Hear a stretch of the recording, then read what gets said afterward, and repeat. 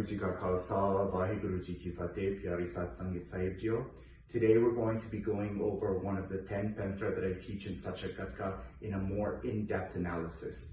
This is Char Paintra, the 4-step body strategy.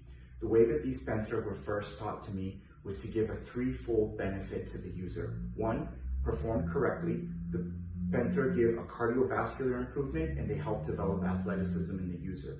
2, when performed correctly and accurately, they allow the user to maneuver with a weapon safely in a very nimble-like fashion in a combat scenario, fight, or sparring session. Lastly, when performed correctly with correct alignment, structure, and anatomical integrity, they are very effective in empty-hand combat situations. Hato hati hona, right? So please come with me in this next few videos. We will be discussing and exploring Char Paintra. Waheguru Ji Ka Khalsa, Waheguru Ji Ki Fateh. So, out of the 10 Paintra that I teach in such a Gatka, this is one of the earlier stages and first developmental Paintra, Char Paintra. It can be performed in 4 steps using a grid, connecting your feet at a 90-degree angle with fingers firmly closed and slightly cupped here. Putting the hands out, we swing and cover, cross step, creating another 90 degrees, push and extend. Once again, hands fully cupped, we slightly move our hands forward, swing, cover, exposing the elbow here is critically important, bringing the hand to the rib cage and covering, crossing step at another 90-degree angle, and pushing. From a different angle,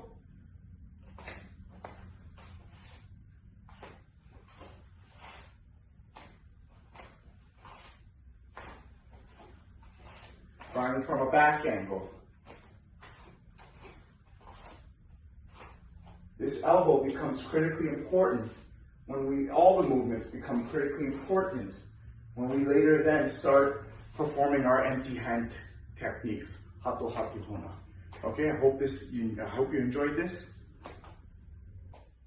In such a Gatka, there are 10 strikes that accompany the martial art. They are basic yet very effective. Each Paintra that I teach out of the 10, certain strikes go with them. Not all strikes are appropriate for certain Paintra, and that's why in combat we maneuver and use and switch in between the Paintra until we achieve our final objective, which is victory. In Char Paintra, when we assume our hands here, in an empty hand combative form, hato hati hona, the back hand closes and forms a fist. The front hand here becomes an open hand here to block, diverge, kind of push off and parry certain blows. It is also used to grab where we can strike.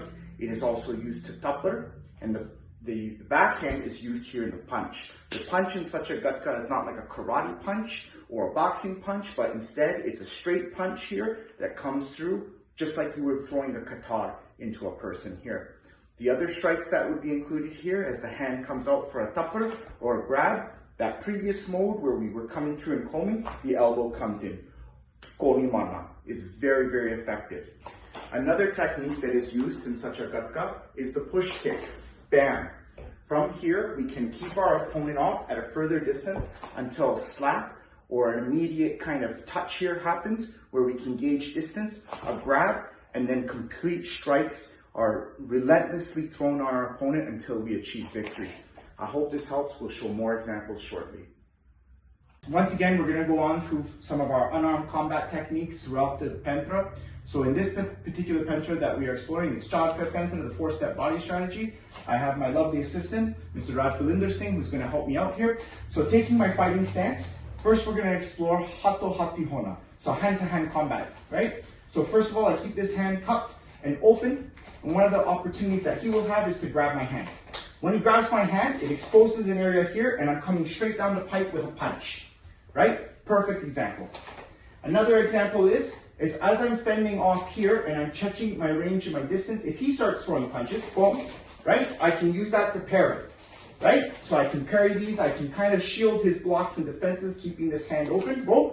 When this space opens, I use my push kick, bam, right? Very effective technique. The second thing is if I just tuck it in a little bit, I conceal my ability to cover distance and range, And the last, one of the techniques here is tapper.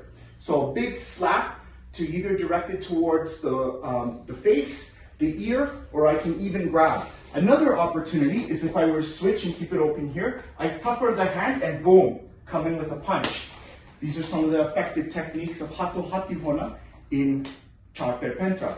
Last but not least is now we're going to move into a second for Gulum, okay? We'll check that out in a second. Combining now that we have the muke marna and lat marna techniques of the unarmed hato hatihona in the Char, Pehr, Paintra, and all the Paintras have this, we now look at Gulum. So what happens when you start grappling now? So when I come into my empty-handed Char, Pehr, Paintra fighting stance, I start looking for that opening, parrying, slapping, right? Or meterita per mana here, boom, I grab. One of the first techniques now that I do is in the Char, Pehr, when we do this, we create the koni, right? So as I slap here, I open up, I come here, bam, I smash through, right? So it's a striking technique combined with Gulum. That's one area of opportunity there. My personal favorite, this is where the structure and how you do Char, Pehr really comes into being so important, that you anatomically correctly align your body, is when they grab. Grab like I stole your wallet. Yeah. So he's really got me here, right? So if I just try to pull back, I don't get anything. If I try to lift haphazardly, I don't get anything. But then I perform the actual Paintra, and I go through this on a micro level, very specifically. I raise my hands, I break, and I go through. Try it again. Yeah, it's pretty cool, huh? Yeah. Grab me like I stole your sister's purse. I raise my hands, I come through, and I break through. This is one of the opportunity areas that people really mess up when they're performing the Char, Pehr, Paintra. It's not at all Paintra, not performing it anatomically correct, right?